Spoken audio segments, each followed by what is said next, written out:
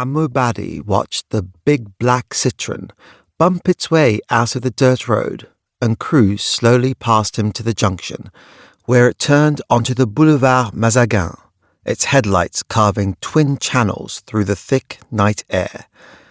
He wondered what business the occupants of such a vehicle should have in the poor back streets of the Derbralev, though he had his suspicions. Continuing along the Rue Jaricot, he stopped at the stall on the corner to purchase 5 anfas, his small and only luxury, and stashed them carefully away in his jacket pocket to smoke later. Crossing the next alley, he disturbed a pair of cats squaring up to one another, with backs arched and teeth bared, their weird eyes reflecting the moonlight like the headlights of the French car. So intent were they on their private war that they barely registered his presence. At night, the city belonged to them. Humans had no place here. He walked on. "Good evening, Hamou Badi." Hamou looked down. "Oh, hello, Didi." The young man squatted with his back against the wall, his withered arm balanced on top of the blanket that swathed his knees, palm up, a shockingly pale pink, as a silent prompt.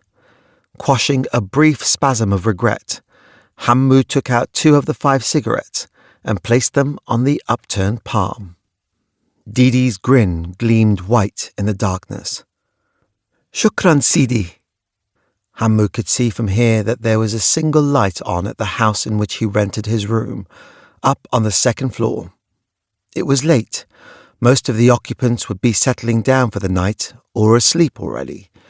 With a wave to the beggar, he walked quickly on and tried to open the front door. As usual, the key stuck in the faulty lock.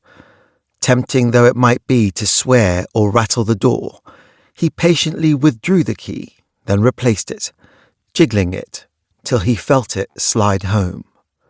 The hinges squealed, but still he made the effort to close the iron door behind him as quietly as he could, guiding it with the flat of his hand, went softly up the stairs and let himself into his small apartment at the top of the building.